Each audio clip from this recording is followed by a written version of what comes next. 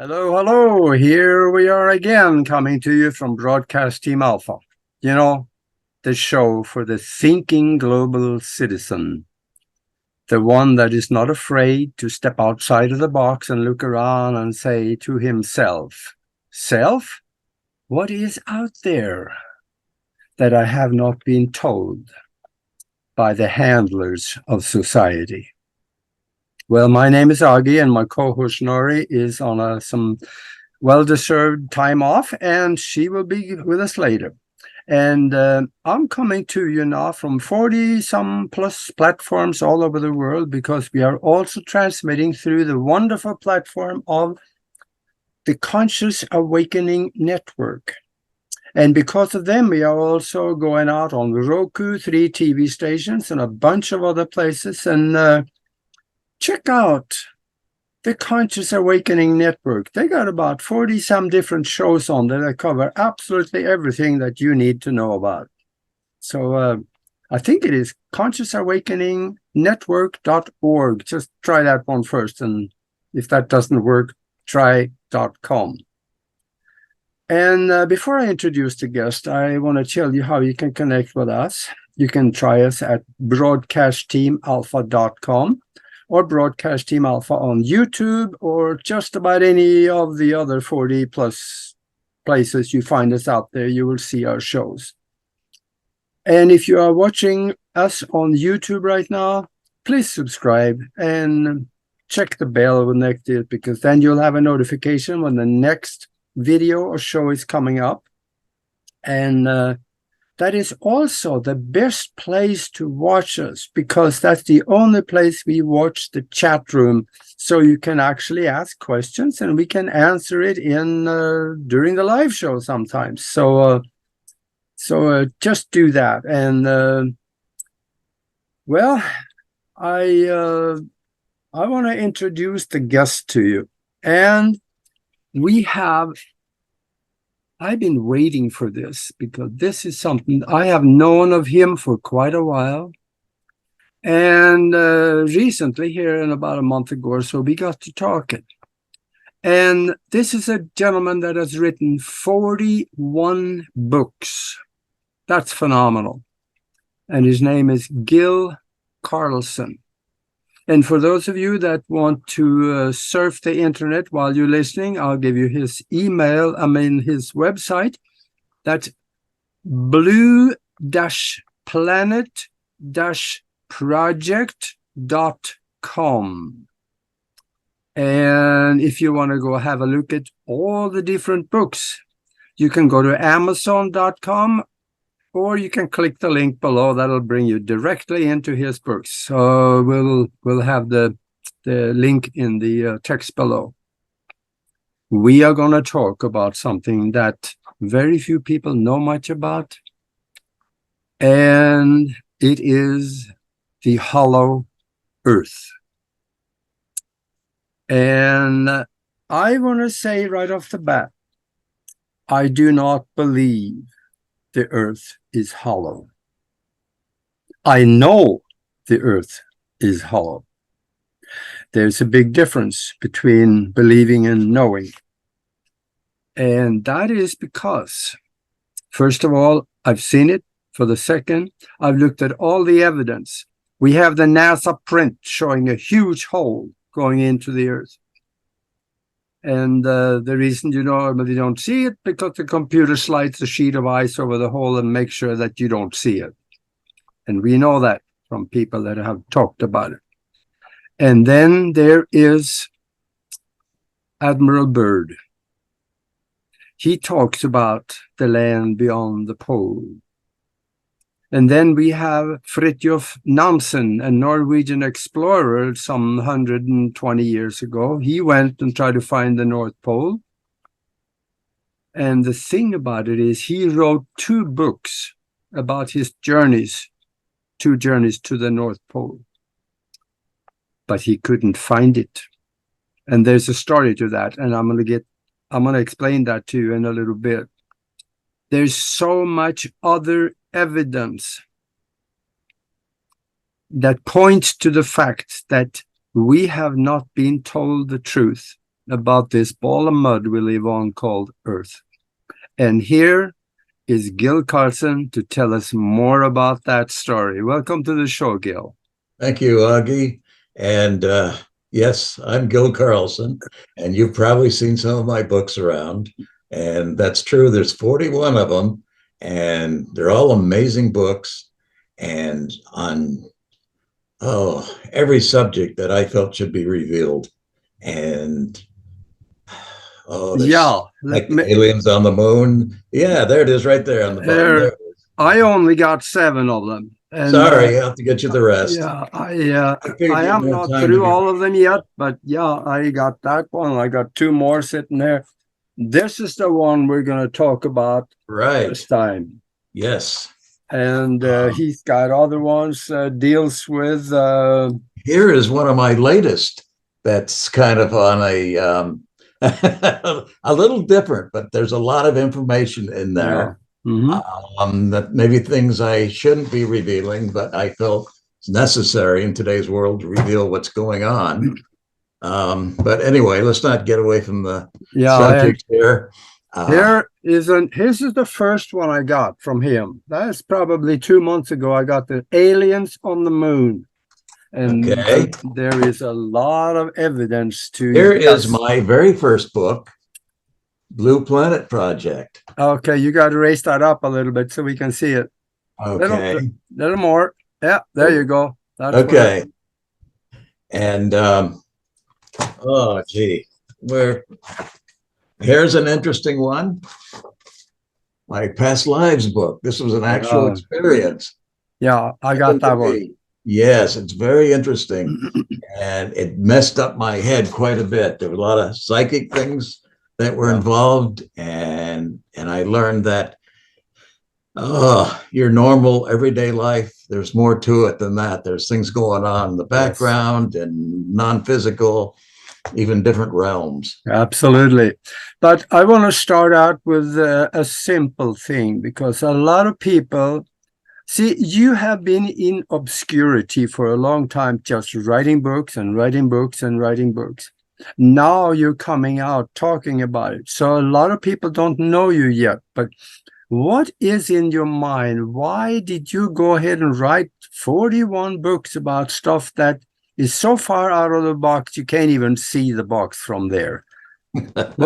What made you do it? I just think it's in my nature. I've always had this non-belief thing in what's actually happening here and what scientists tell us, especially what the government tells us. I always want to look beyond that and find the real truth.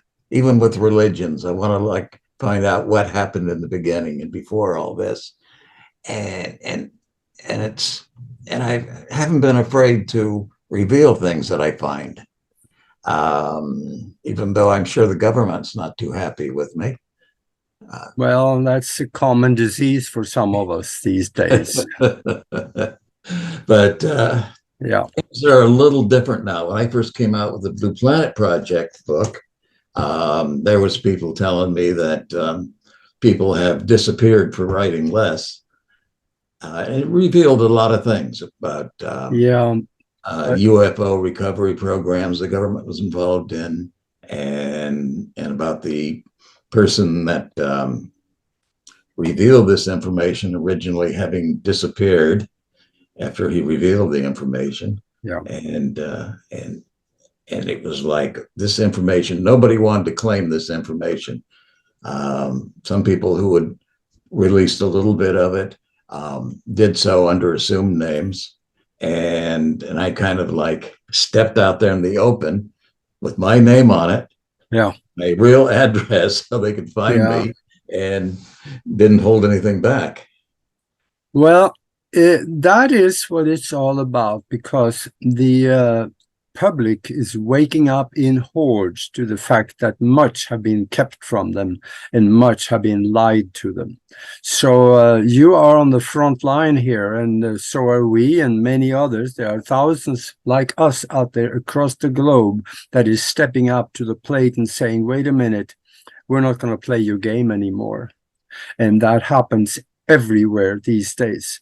It's So amazing. It's amazing from what I'm seeing nowadays is, yeah, it used to be people would see UFOs or some kind of contact or something like that, and they'd be afraid to mention it because their church or the government would like frown on it. yeah. People would like ridicule them, but it's different now. People believe in this. Yeah, I was I talking to rem this. I remember I had a friend, a pilot, that was years ago. He talked about seeing a UFO in church, and the minister told him to leave. We don't want you here. Yes, I Yeah. believe it, but it's now there's a big interest in all this. I remember a while back I was in a market and I happened to get in a conversation with a checkout girl there, and it came about that I mentioned the books I had written, and she was telling me that she had gone to she was like 23. She had gone to Roswell for the one of the conferences there, and she was really into that, and so I made sure she got all my books. Yeah. But there's a lot Say, of I people into uh, this. I want to talk a little bit about this book, The Hollow Earth, and there you go.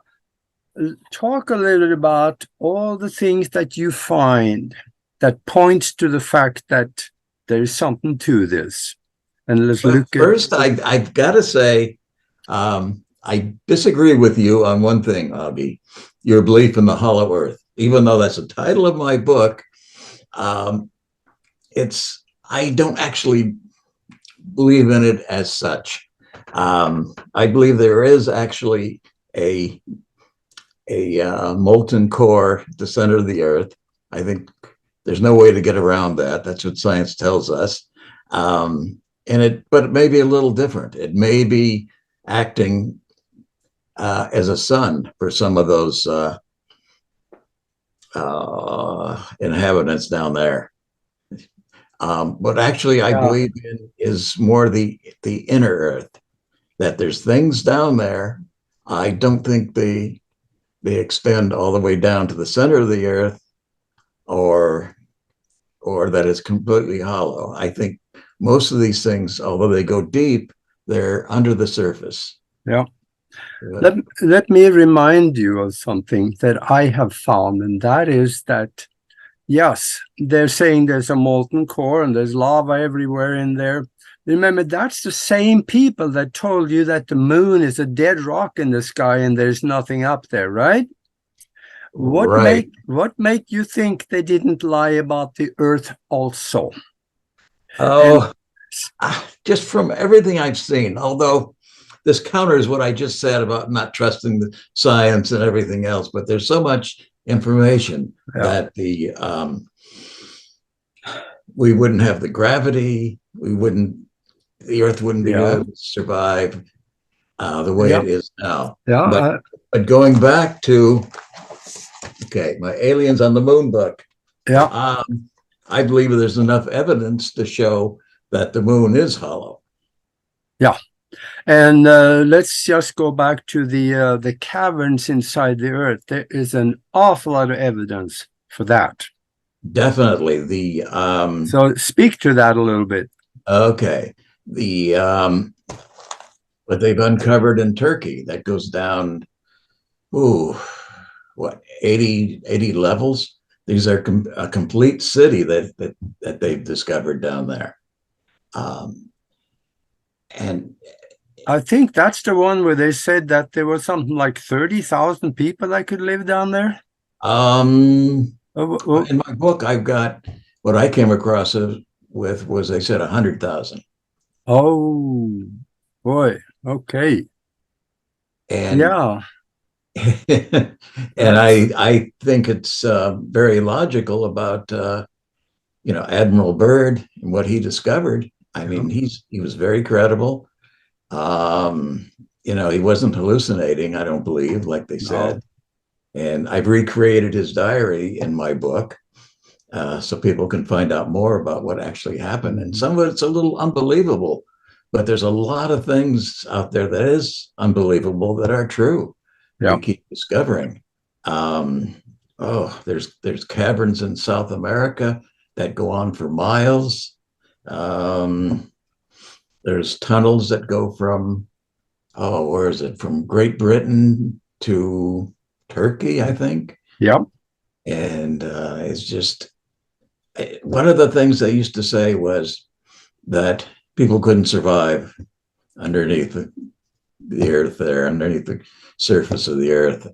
But they found vegetation, there's oxygen, everything else.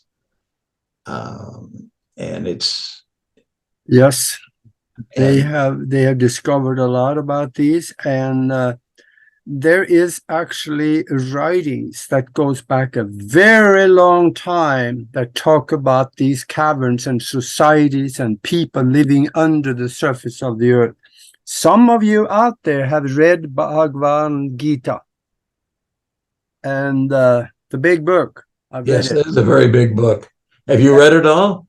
Are you still working on it? Yeah, I know, that was a good while back. Okay.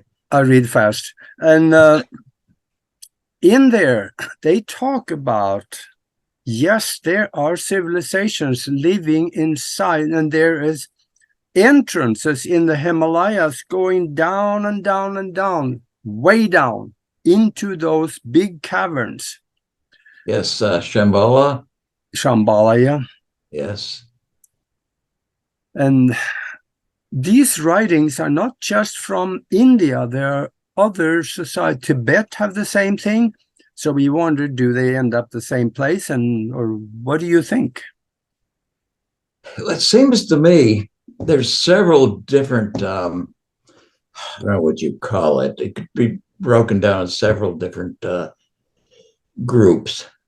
I think there's tunnels where past civilizations, people have gone down under there to live, to avoid whatever is happening on the surface, whether it was nuclear wars or just fightings of some kind. And I believe that originally there was probably aliens. That could very well be. Were the first ones on this earth, and a lot of them went underneath. Well, you also know that in the Indus Valley, as well as in the higher elevations of India, there is evidence that there were atomic explosions. Yes, it's very interesting. Yeah. There's so much that happened. I mean, they say that we're the most advanced civilization and we started from cavemen and gotten here, but no, there's so much proof going back that people have been here, civilized people, maybe millions of years ago. Yeah. And, they found, things that look like electronic things, mechanical things going back, thousands and thousands of years. Mm-hmm. Things that existed before we invented them, or we thought we invented them. Yeah.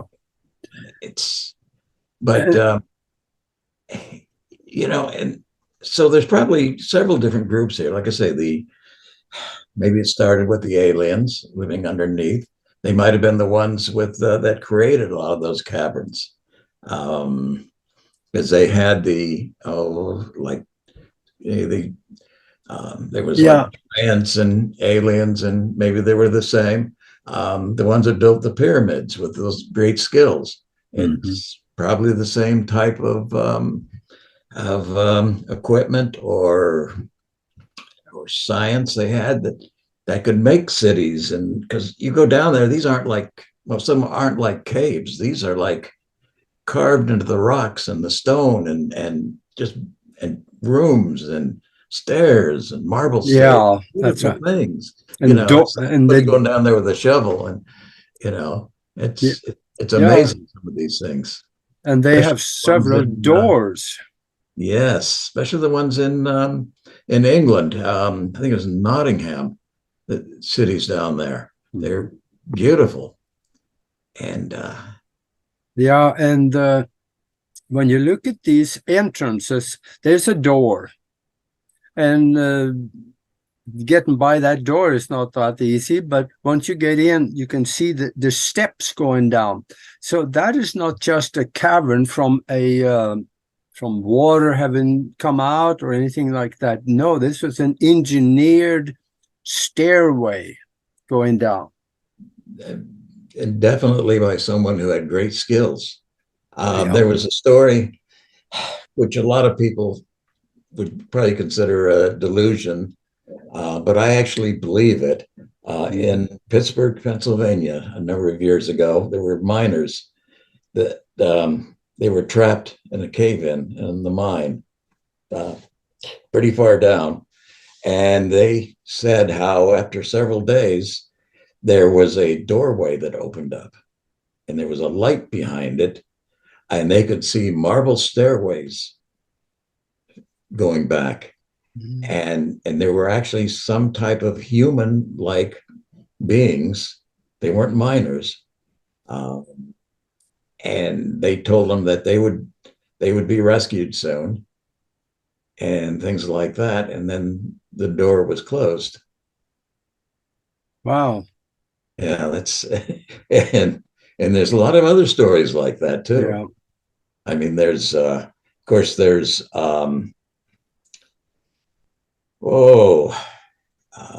I know there was a mine, I think it was in Arkansas or somewhere, a coal mine where there was 2 or 3 miles down in the ground where they ran across stairways and walls. There were houses down there that was kind of tipped over a little bit, but there were houses that was 2-3 miles down in the ground where the coal was. So that dates back millions of years, and it was all made out of stone.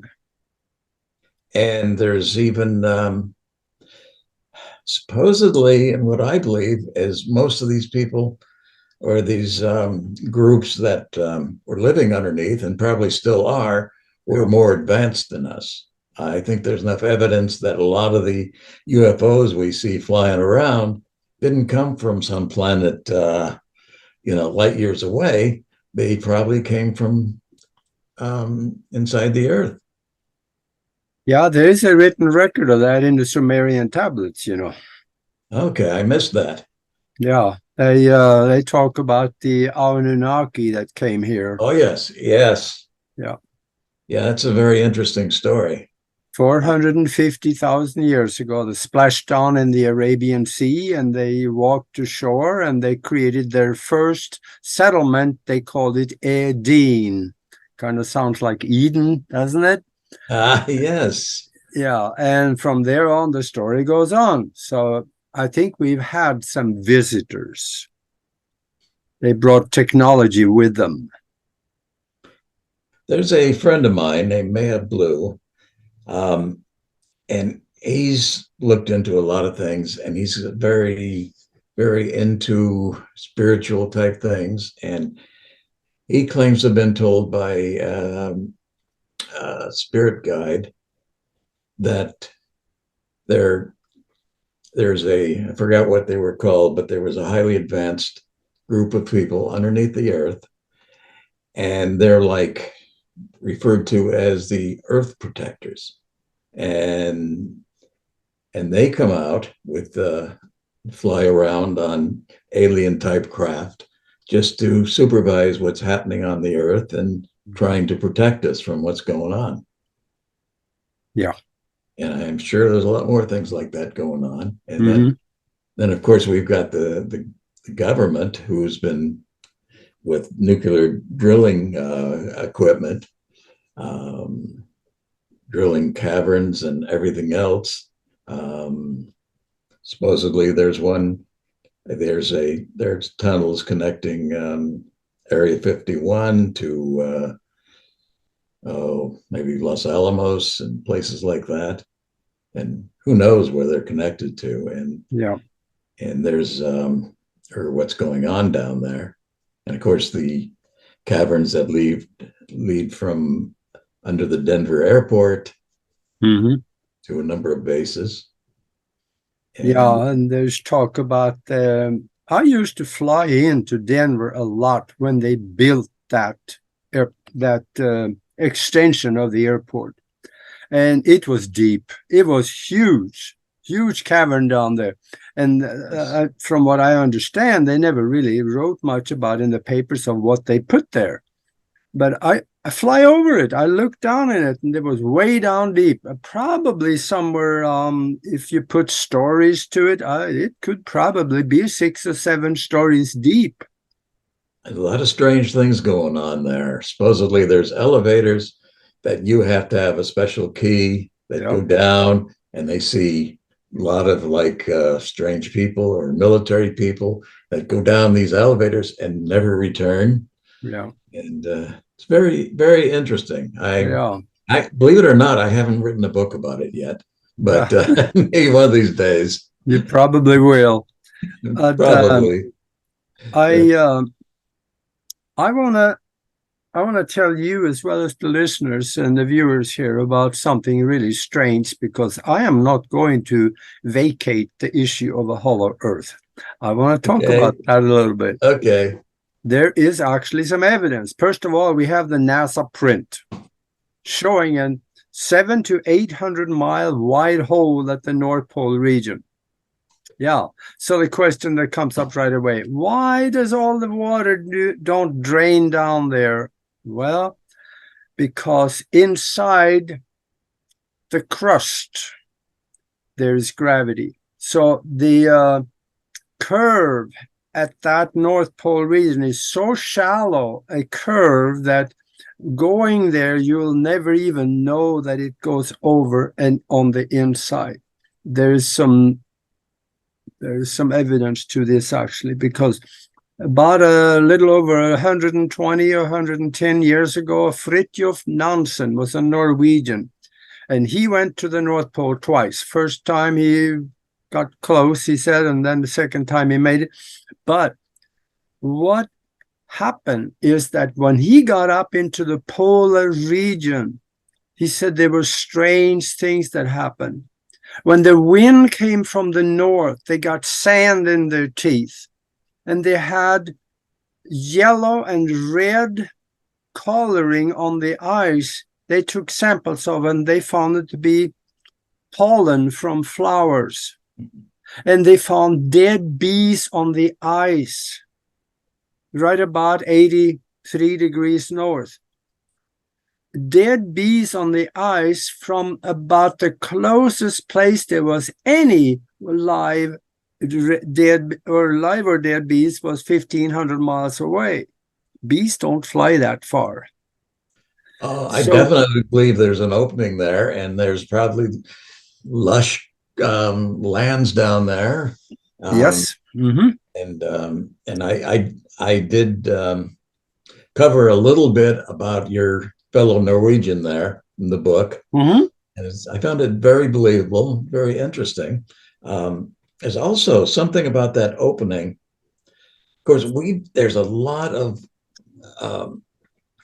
openings into alien bases in a lot of our mountains, Alaska, Shasta, and there's some kind of technology where these openings, they fly in and out, but these openings cannot be seen.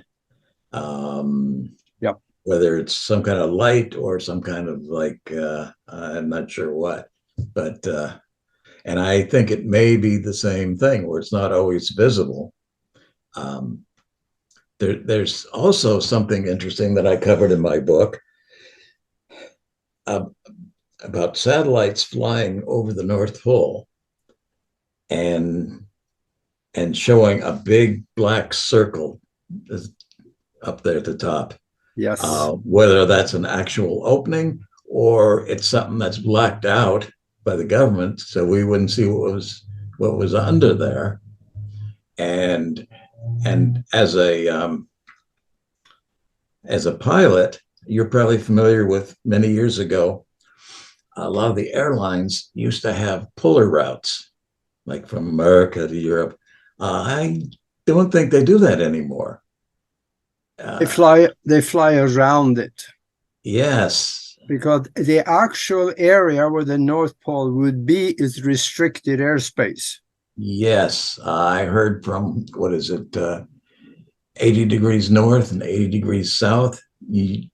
it's a forbidden zone. Yeah. Yeah, you It's wonder kind of why. interesting. Yeah. And then there is this enigma of Crocker Island. I haven't heard of that. Yeah, that is actually north of Alaska up into the Arctic. And there is maps that date back 100 years or more. They show an island up there.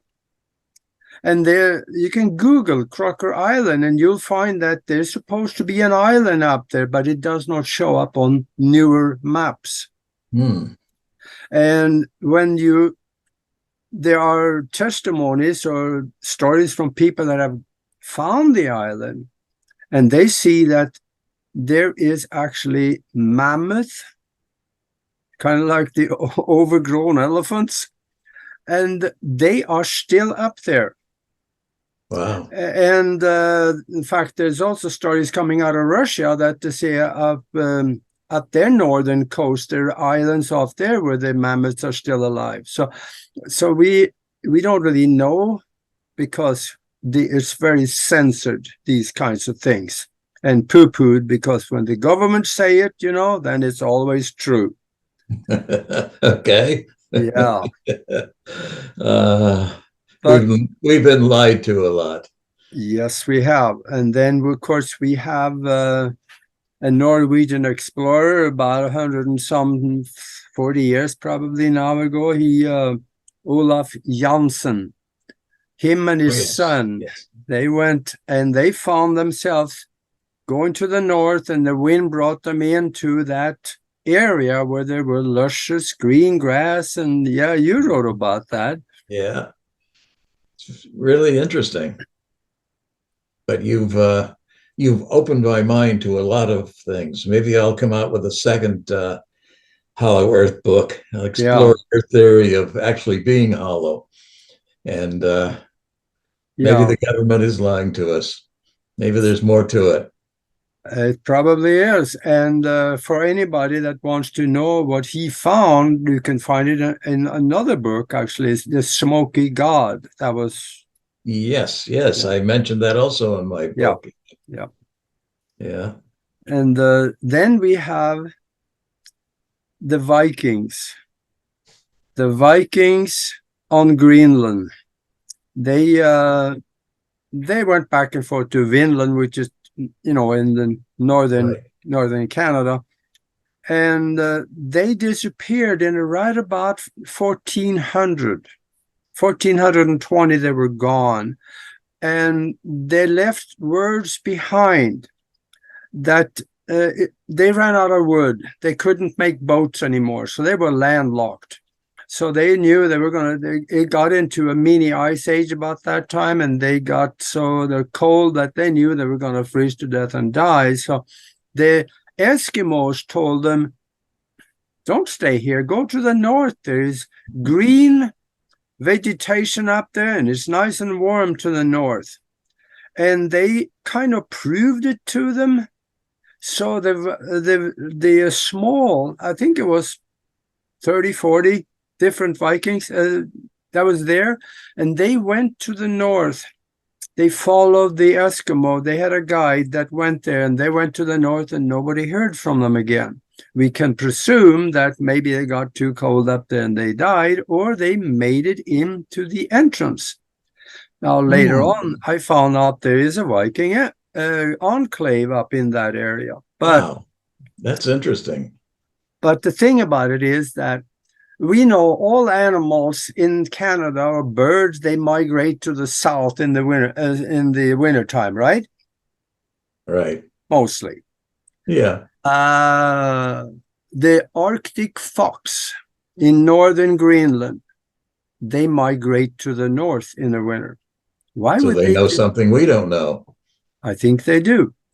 And on top of that, when you add that to the I know where the entrance is. If you go from the northern tip of Greenland, and you go straight north and then show 30 degrees to the left, you'll fly right in through the hole. And I know that because if you ask any astral traveler, if they think about going there to have a look, they will find it. Interesting. Yeah. And another thing I want to just say real quick, that NASA print I mentioned with a 700 or 800 mile wide hole at the North Pole. Yes, I have a picture of that in my book. Yes, I've seen that. It's a good one. And it is not just that it has been blotched out, because you can see the inside is a little crinkle that when you blotch out something, there is clear cuts. Ah, good point. And this one doesn't have that. You can see there is ice ridges and stuff on the inside of the circle. Now, if you take that 700-800 mile hole and add that to what Fridtjof Nansen found, he was going north from 80 degrees northerly latitude, 81 degrees, 82 degrees, if straight ahead, 83 degrees, straight ahead, 82 degrees. Wait a minute, something went wrong there. They should have gone to 84 and 85, but he couldn't find anything further north than 83 or a little more. That's something that we need to investigate. Yeah. And I ran some numbers years ago, and I found that the missing distance from 83 degrees to 97 degrees coincide with that 800-mile wide hole at the North Pole. They're about the same circumference and distance. So if you add those two concepts together, they prove the same thing. Because when Fridtjof Nansen came to 83 degrees and a half, I think it was, he said something, he kept going back and forth, couldn't find anything further north than 83 degrees. So he says, my instruments are wrong, he says, because this cannot be. I declare this to be the North Pole, and he went home. He wrote 2 books, and I brought them both from Norway to the United States when I came here. I have the books. Wow. They're written in Norwegian. Well, that doesn't help. No. Not for me anyway, but no. So yeah, it's all in there. And this is something that it was so long ago. Those books are hard to find. They may be in some national archives back in Norway. You can probably find them, maybe in a dusty box somewhere in an attic on a farm, you know. But this is what he wrote. So then again, the dead bees and the pollen, 1,500 miles away from where. So there's something up there. definitely. It could be the entrance into the center, or they could be Crocker Island or an island like that with an entrance into the cavern. Now, this thing about the flying over that area and the instruments being off and things not being right, that kind of reminds me of what happens over the Bermuda Triangle when they fly over there and it throws off their instruments. I wonder if there's any relationship between what's underneath there and maybe an opening there. I don't know. Yeah. But well, that's what we go back. Can we go back to the Vikings? I'm curious. Okay. Did the Vikings, were they aware of this opening into the inner earth? That's why they sent them up there? Or did they just lie to them and send them up there to get rid of them? Well, that's a thought. I don't think the Eskimos would lie, would they? No, I don't think so. The Vikings were, I think, according to the writings of Snorre Sturluson, which is the only one that really has written the history of the Vikings, I think the Vikings were pretty oblivious to the fact that there may be green vegetation to the north, but the Inuits or the Eskimos, they knew, and they told them. That's how I think it turned out, because they left words behind that they have gone with a guide to the north to find the land of, there was a word that they said, green land or something up there. Okay, so we don't want to insult the Eskimos. Although I guess by calling them Eskimos, we're insulting them. But I used to have an Eskimo girlfriend when I was living in Alaska. But anyway, that's a different book. Yeah, the indigenous people, they are closer to the earth than we have ever been. Definitely, yes. Yeah. They know a lot of things we don't know. Yes, they We can do. learn a lot from them. We should listen more. Yes. And drink more coffee. Yes, absolutely. And make us smarter. Yeah. Now, there's another one that said that the earth is hollow, and that is Edgar Casey. Yes, yes. I was going to mention that. And I have so much faith in him. And he was everything he came out with was right on. And I can't see him being wrong about anything. And he actually said it was hollow. Yeah. And I put that in my book. I'm not sure if he's the one. Someone said that there was actually several different levels or dimensions inside the Earth that each had their own gravity. Yeah, that's what he said. Yeah, opposing gravity or something. Yeah. Yeah, there was an astronomer that said that too here back in the 1950s. He said he thought it was several layers, which could lead me to think that what he was talking about were more like caverns. Because I don't know how. It's very interesting. Yeah, how they could separate several layers if there was just hollow and floating. That would be a little hard, I think.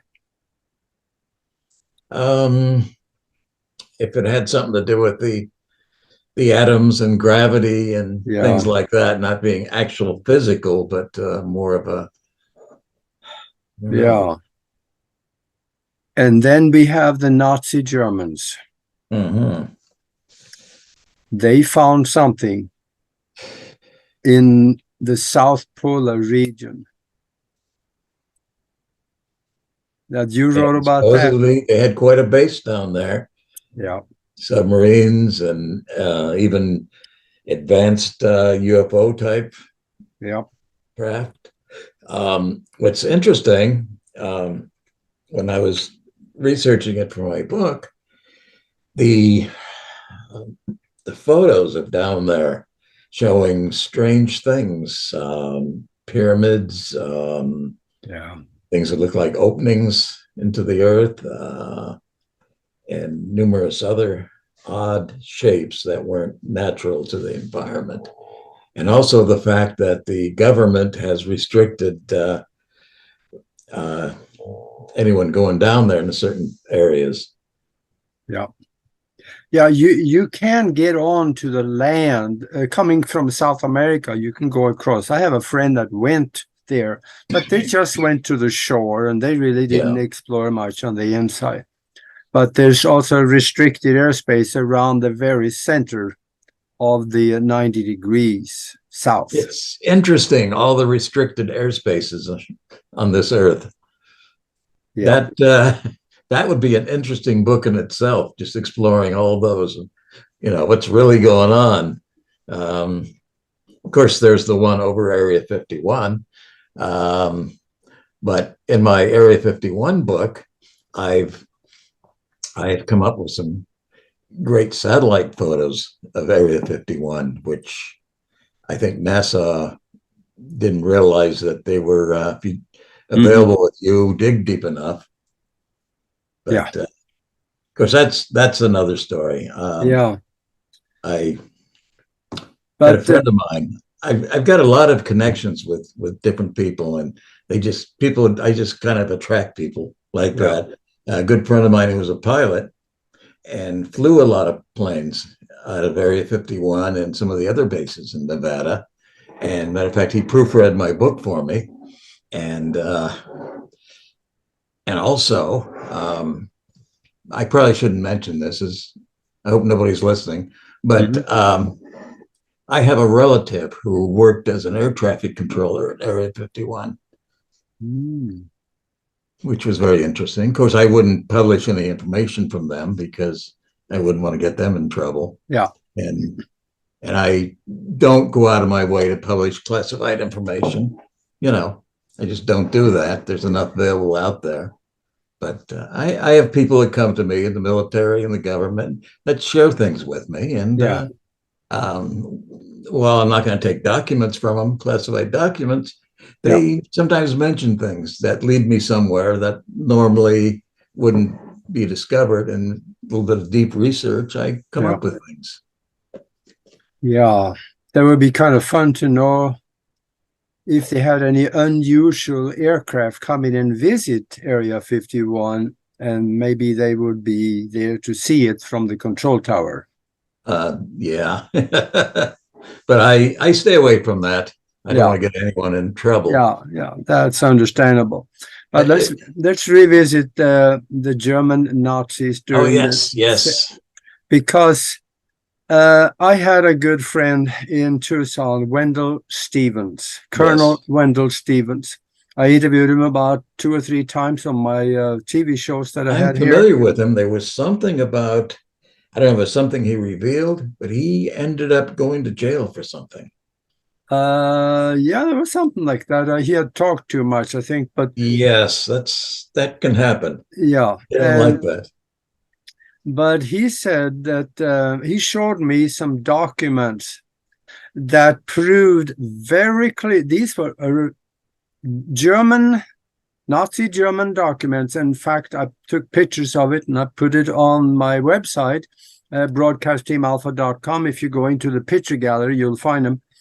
And in there, they talk about where the entrance to the South Polar gate into the center of the Earth is. That is one of them. And also they talk about, they found an entrance from where they can run a U-boat. And there was a 30-degree path, a cavern going down. They ran the U-boat down that cavern into the inner Earth where there is ocean there too. And it was written in German, and my German is rusty, but I made it through and I can understand a lot of it.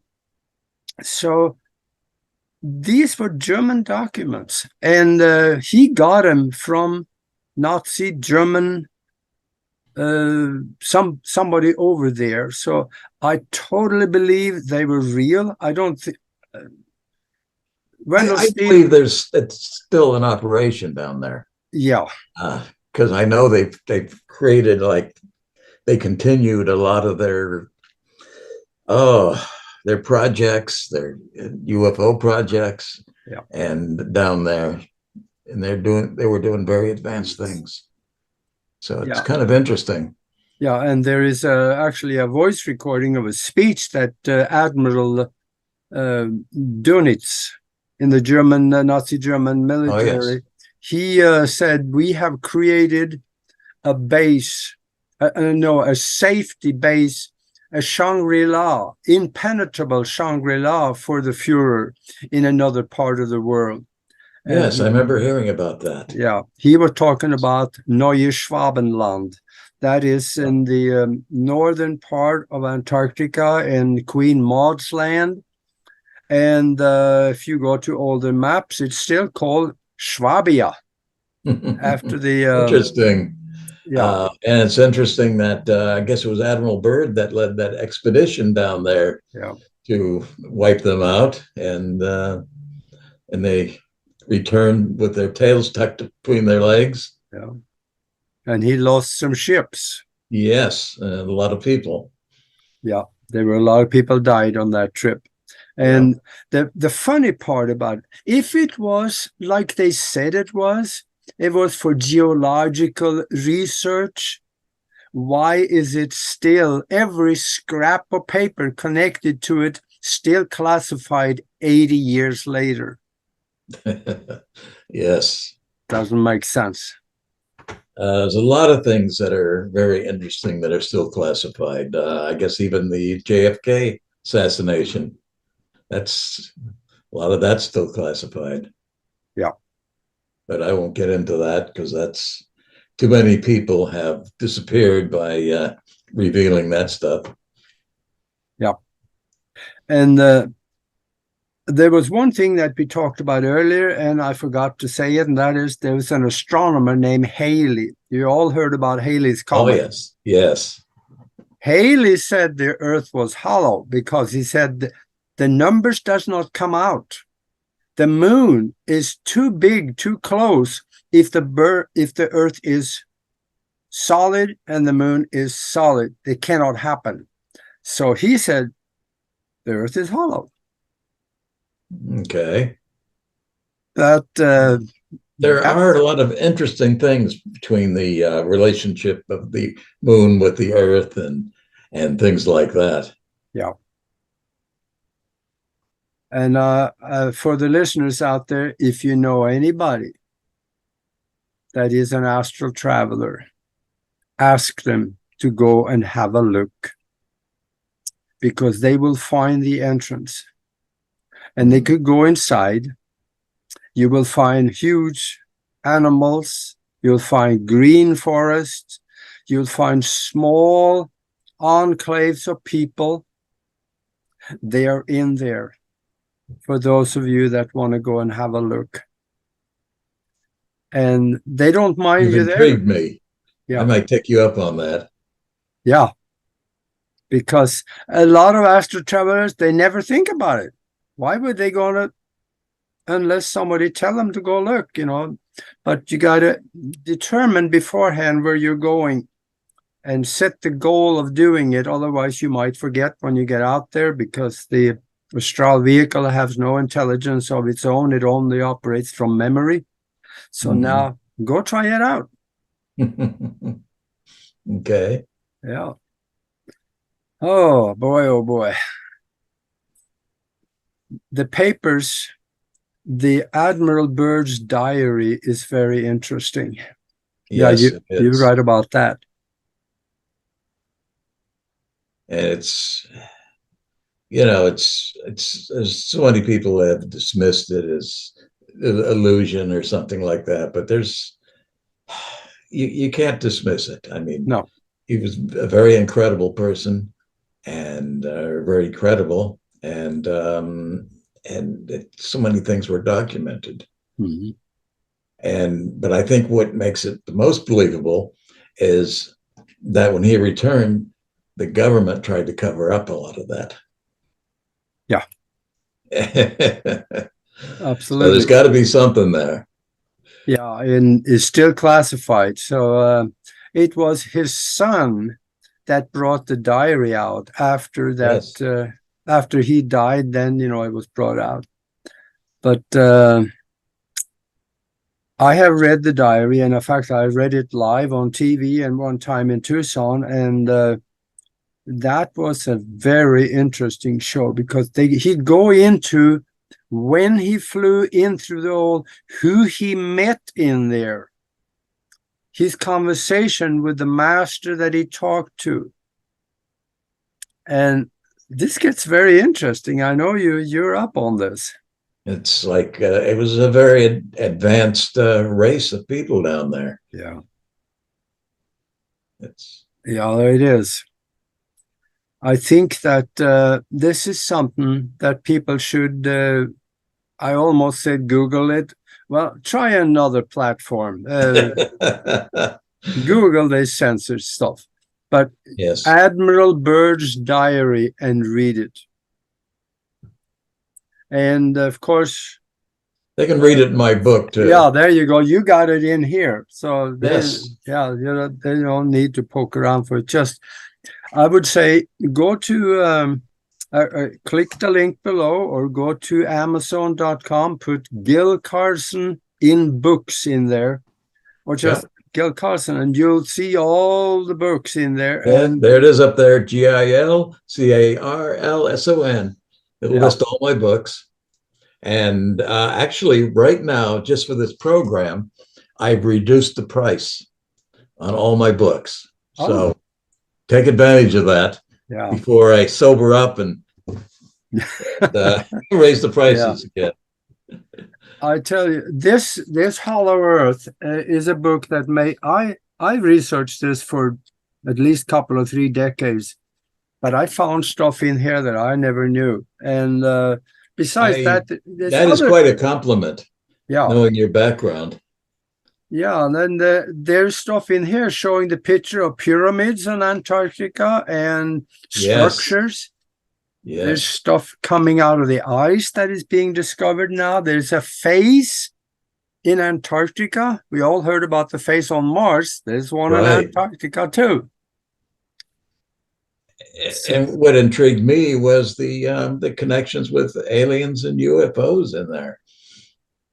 Mm-hmm. Down in the inner Earth and places like that. Yeah. And of course, there was a number of bases, alien bases around it. Well, I've got a book out on alien underground bases that covers a lot of that stuff. Yeah. You haven't read that book yet. I'll have to send it to you. There is many, probably 100 or more of these underground bases where they have aliens working next to humans. Yes. Another interesting thing about that is recently, the government has always been saying aliens don't exist. Recently, they've been coming out with information showing typical alien-looking aliens and like kind of saying well, there's aliens here.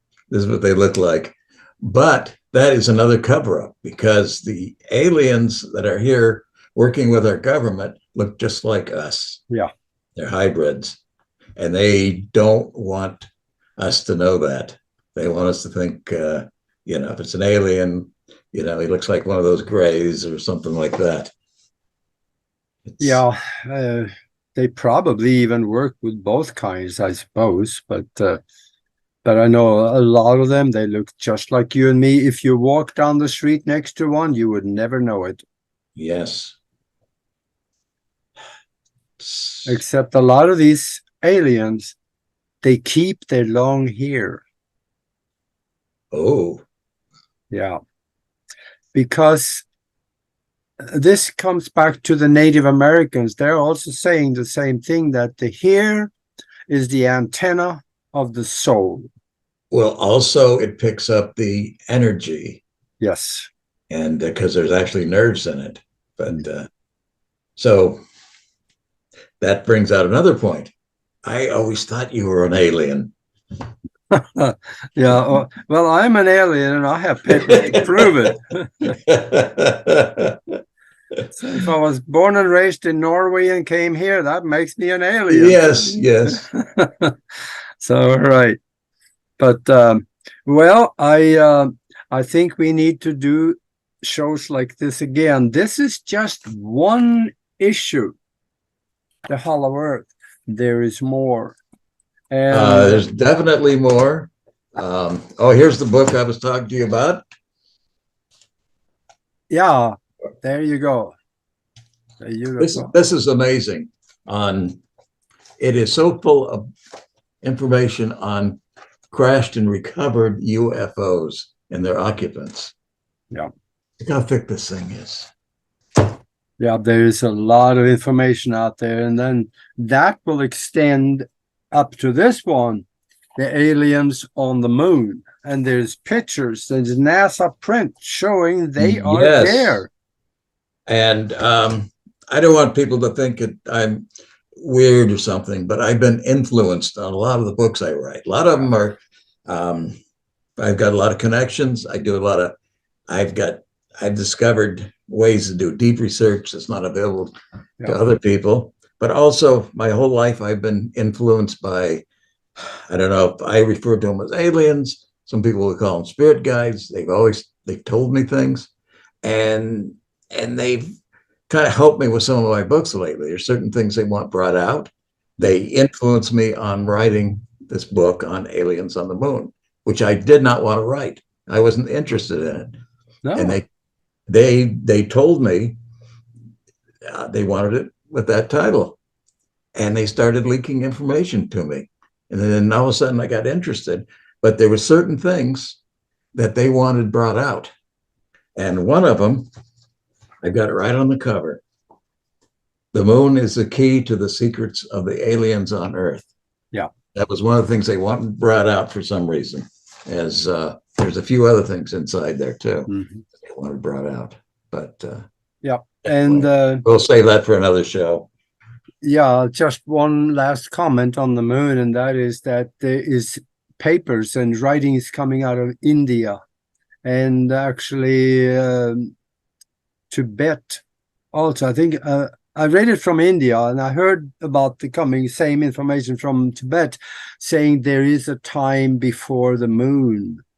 So the moon is a hollow spaceship that was flown in here and parked as an observatory for Earth. So yeah, there is stuff going on. Yes, I cover a lot of that too. Yeah, it's very interesting. Also, with India up there now, they're going to be coming out with information that may counter a lot of things that we've been told by our government.